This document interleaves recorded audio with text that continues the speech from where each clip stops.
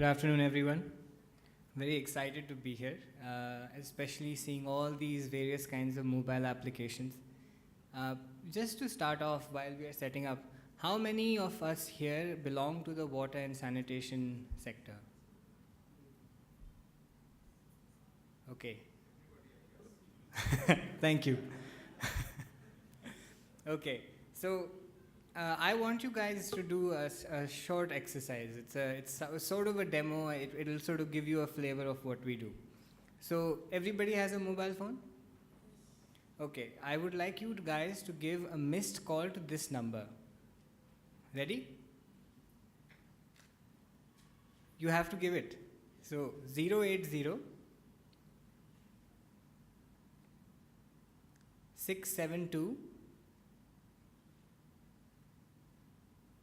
64629. Please do it now, and then we'll see the results later.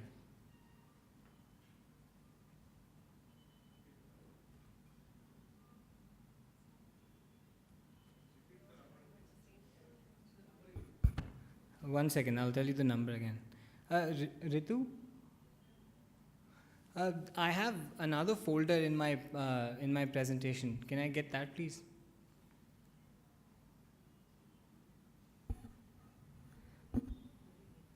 So the number is 080 672 64629.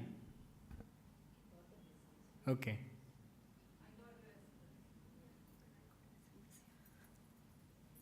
Okay, so a question to start off. How many cities in India do you think receive 24 hours continuous water supply?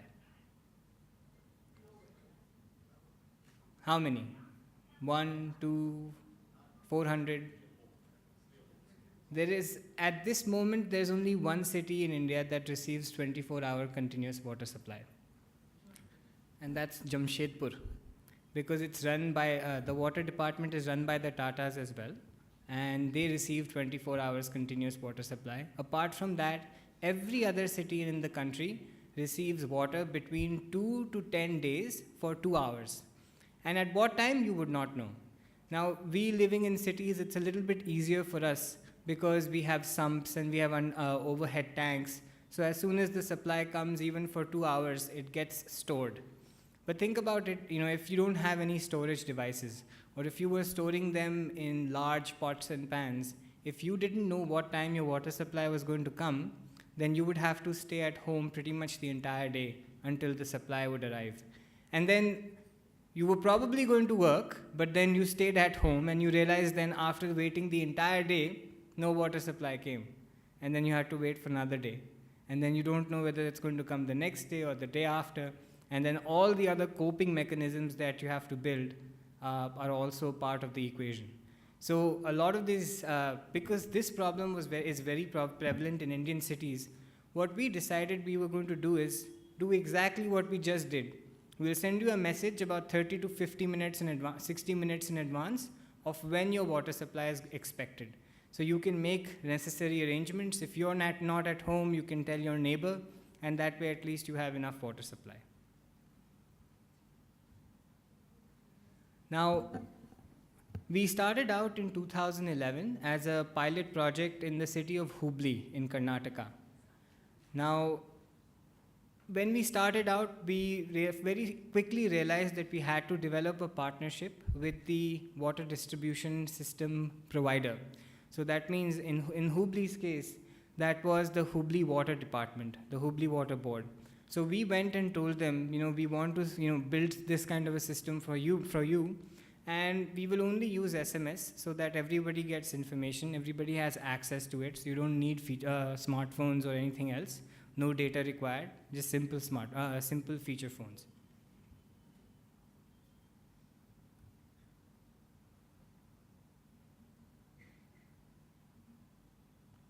So what ended up becoming was a mobile-enabled smart grid, where I was able to provide you information and you were able to provide me information back.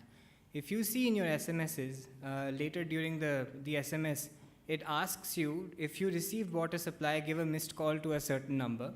If you didn't receive water supply, give a missed call to a different number.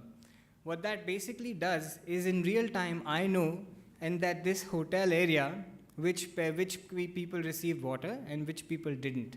Now, if this information was provided to the water department in real time, so that means right now, then they can start making necessary arrangements. So if there's an entire population that hasn't received water, they can then do some sort of thing. And this could be very, very important for a city like Chennai, where already water supply is such a critical problem. How we do it is very simple. What we do is, the guys who turn the water on and off in various parts of the city, they are called valve men. I'm sure a lot of you have experience with the valve man. So he goes around and he opens a valve in the city and a certain part gets supplied. Then he closes that valve, moves on to a different part of the city, and so on and so forth. So we say every time the valveman is opening a valve, he uses an IVR system similar to an Airtel 1-to-1 numbers. You call 1-to-1, you press 1 to say, I want to pay my bill, press 2 to report a problem. Similarly, the valveman has an IVR where the valveman says, I'm opening valve 37 and I'm opening it at this time and I'm closing it at this time. And then he also provides me, an advance notice. He also tells me 30 minutes in advance, I'm opening valve 37. Now, assuming all of us are sitting in valve 37, we will receive the message saying the water supply is going to start in 30 minutes. Now, the same way that we have provided you, Nextstop has provided you information, you can provide information back to Nextstop by giving feedback. So, there will be a message that says, yes, water supply is going to start. Then if you say, you didn't receive water supply, say for example, you give a feedback. And that goes back to the utility immediately. So they know that valve 37, that means T Nagar has a problem and I need to dispatch people to do something about it. So essentially what we are doing is we are using the ubiquity of the mobile phone to involve everyone into the system. Until now, it was a very pipes and pumps kind of a system, but now it's much more people-driven. Citizens are involved in this, the valvemen are involved in this, the engineers are involved in this. So it makes a much more transparent service. What you could also do is interesting applications of the data you collect. So because I know for what duration the water supply was done, I can tell what kind of equality I have been being able to supply. So this, for example, this valve in Bangalore, it's supposed to be supplied at 2 hours every second day. But you can see, some days it's being supplied for 4 hours, some days it's being supplied for 1 hour, some days it's not being supplied, and it's also a variation in time. So you can see it is supposed to be supplied at 2 p.m., but sometimes it gets supplied at 4, sometimes it gets supplied at 11. So you can try and see this variation and then see if you can do something about it so that this variation becomes minimum. The other thing you could do is also you could build this map. This map is not really, is not very difficult to build, honestly, but it gives you a real-time picture of what's happening in the city. This is one part of Bangalore, and the important areas to look at are the areas in blue. The areas in blue are being supplied today, right now, and the areas in red have not been supplied for over 5 days. So it's very clear that which areas you want to look at. Where is it that you need to focus most, and where is it that the water supply is the minimum? To set it up, it was not, well, initially it was a little bit difficult because you have to establish a relationship with the water department. The way we did it in Bangalore was we signed a memorandum of understanding with them, which basically said that they will let their valvemen, or they will allow their valvemen to give us information. In fact, they will make sure that they give us information. And we, in turn, will provide them all these kinds of analytics and information in real time. The medium, as you know, is SMS. We also do IVR. So if somebody doesn't want SMS, they can get IVR information. Language of SMS is usually English, and the voice is Kannada. And again, no need for smartphones. This can be done on feature phones. There's one small part that's very, very important is that you have to work with the valvemen, you have to work with engineers to train them. because it's difficult initially for them to understand what they're trying to do. One of the biggest reasons why the valvemen work with us is because otherwise they receive about 200 phone calls a day from various people in the city saying, when is my water supply going to come? When is my water supply going to come? So when we first contacted these valvemen, they said, why should I give you this information? I said, you're not going to receive any more calls anymore. He said, okay, sign me up. I will do this. And that's why a lot of this now is self-driven. So the valvemen then tell their own customers, please subscribe to this service. It's a free service. You'll get an SMS. And that way the valvemen's work becomes easier and the citizen's life becomes easier as well. What kinds of other things can we find out? So if you see, this is one of the small study that we had done in Bangalore. You can see that about 25% of the city received less than what was expected, where they were supposed to receive 8 hours every month. They were only receiving 1 hour every month or 2 hours every month. This gives you a sort of a sense of what kind of equality or inequality in the city there is. And because this is entire citywide, you can also see the intra-city variation. So one area might be receiving a lot more, one area might be receiving a lot less. The other thing you could do is you could reduce leakages. Similar to providing feedback on your water supply, you could also provide me feedback on where you see leakages. Now, because I know where you're located in the city, I know that all of us here are sitting in T Nagar. I can tell if you report to me a leakage here, I can dispatch somebody right here so that they can come and fix it. Most of the times when people are trying to solve this problem, especially the engineers, the biggest problem for them is to locate the leak. But if I can tell them a no location, which is within a 5 to 10 meters radius, that's something very, very useful for them, because then it's directly reach the leak, fix the leak, you save a lot of water from being wasted. And you could also do analytics. This is a little bit, advanced in our system. What we did was we developed a couple of services for Hubli, where they were able to match the pressure and which area was being supplied. So if a far off area needed to be supplied, they kept the pressure high, and if a low pressure problem was being persisted, so they supplied to closer areas. That way, they were able to reach 800 more families in one summer where they otherwise wouldn't have. So this is just an application of what kinds of analysis you could do from data only collected through mobile phones. I think that's something that's quite key here. I mean, that really gets me excited, because none of this data is being collected on the field, on notebooks or anything like that. Everything is being collected by mobile phones. So at the end, there are 3 things that we learned. One thing was this system is easily scaled. You can easily scale this from one city to the next. The other thing we realized was that, partnering with the government and the city water supply departments really helped us get to the entire city very easily. I mean, initially the setting up time is a little bit high, but that gets repaid very quickly. Third, we realized was that you have to design your IVR, your SMS, in a way that people are able to use it, but at the same time, it's very easy for them to do it. Now, for example, in Bangalore, there are people who are opening 50 valves a day. Now, if every time he has to make an IVR call, even if it takes him 15 seconds to do it, he's not going to be able to do it. So now what we're doing is we're developing an app where we'll give them a smartphone and we'll give them an app so they can start doing this far more quickly than they were otherwise going to be able to do. So with that, I open this up for questions, and just on the rider that we would love to come to Chennai as well. Thank you.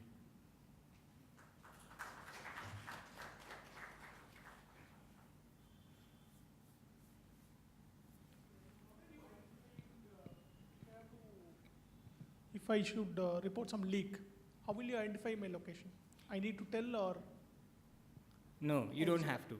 So if you are a registered customer of Nextstop, I know where you in the city you're located. But I may be in my office, where it is in the northern end of Bangalore. That's right. And that's something that we don't have a solution for yet, because we can only do so much.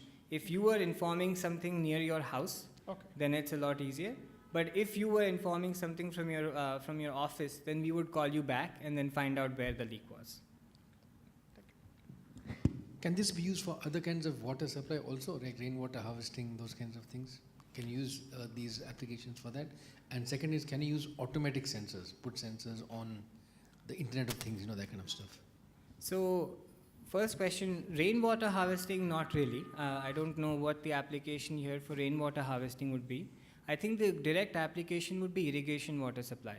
A lot of the canal irrigation is also done where the government opens the sluices, and then the farmers downstream only realize once the water has hit them that water is available.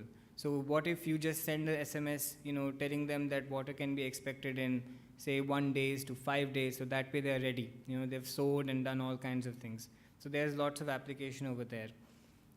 Second, Internet of Things, absolutely. I think we are also experimenting with hardware. We're trying to see if we can automate a lot of this information collection. So not only do we have Valvemin, but we also have sensors very strategically placed at various parts of the city, so that we are collecting very crucial information to build on analytics and improve the operational efficiency of the system. Definitely.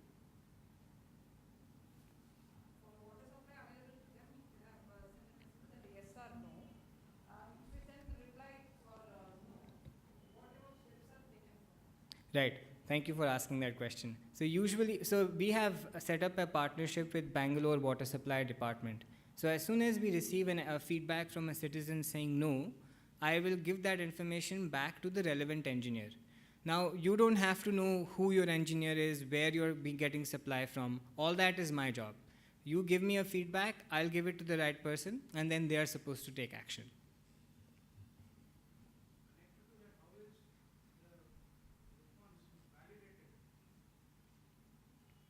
From the citizen? So usually when we send this, so there are two ways of collecting feedback. One is you can give me feedback.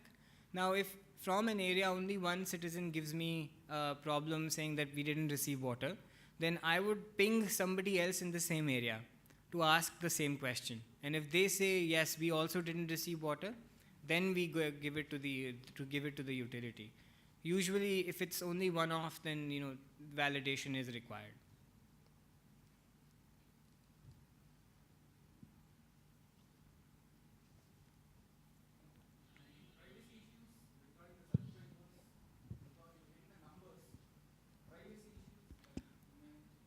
Right. So we don't share data of our customers as a policy of the company. That's not something we want to do. And I think because we are in the partnership of the Bangalore Water Supply Department or the Hubli Water Supply Department, we have that credibility of customers not thinking that we'll at least share their data.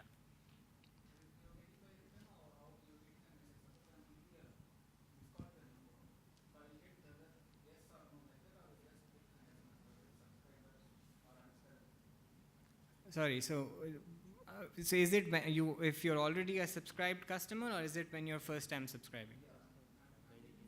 Yeah.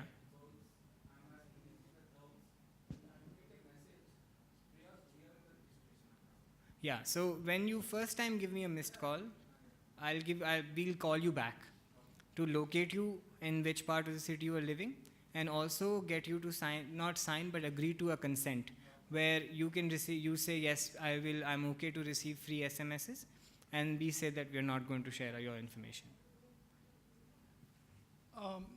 For any water supply distribution system, one is the volume of the water which is in the pipes and the pressures, whether it's at the head or at the tail.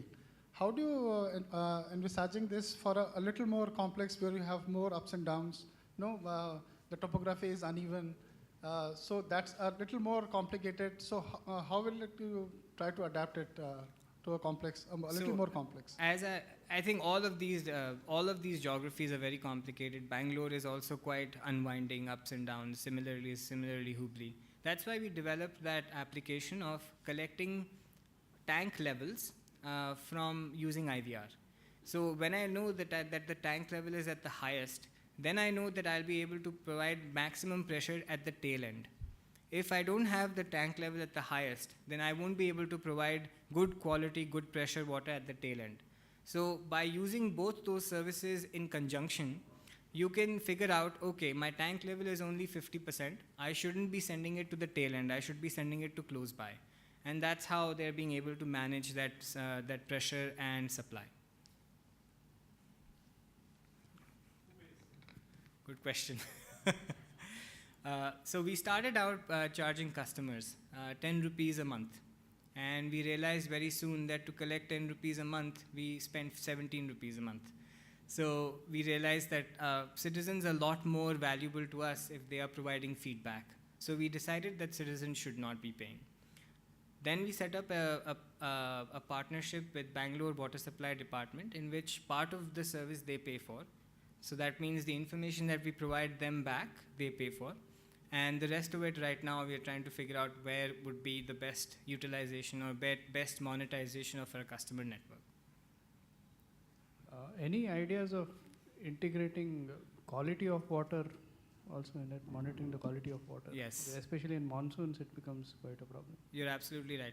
So what we are doing right now for quality is every time there is a pipe break, we send an SMS to that area saying your water might be dirty, so please boil it and drink.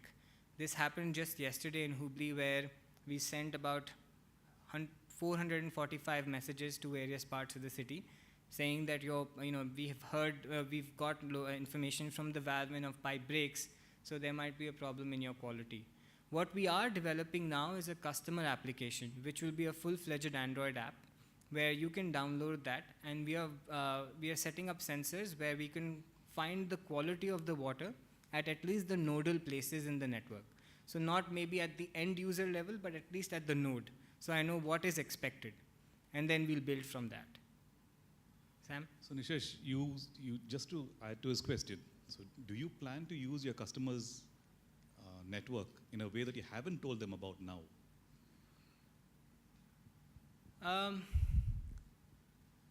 It's a tricky question because we are still figuring out how we can use this network. So we at some point will probably face the same question that Facebook, encounters. How do we use this information that the customers have given us? One thing we are absolutely sure of is that we are not going to share phone numbers. But what we could do is help somebody else do, what's it called, just-in-time marketing. So for example, a filter company can come to us and say, we want to find out if there is an area where we can market our product. And we can tell them, okay, there are lots of pipe breaks in that area. Why don't you do, do a marketing campaign there? Or we can tell you which area to go to, and you can send your Pureit truck and then do your own marketing. That would be one way of doing it without, compromising the privacy of the customers.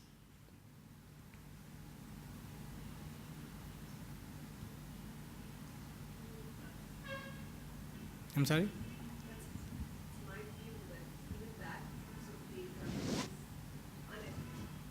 Is unethical.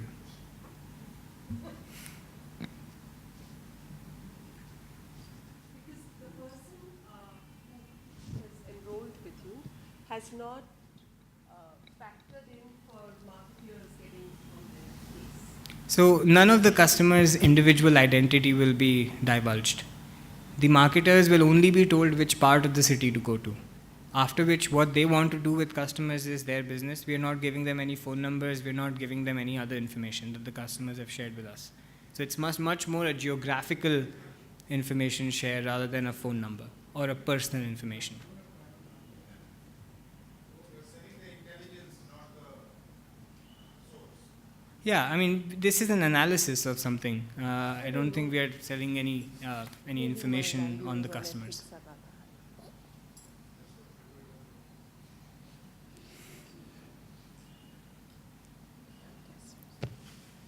Okay. Thank you.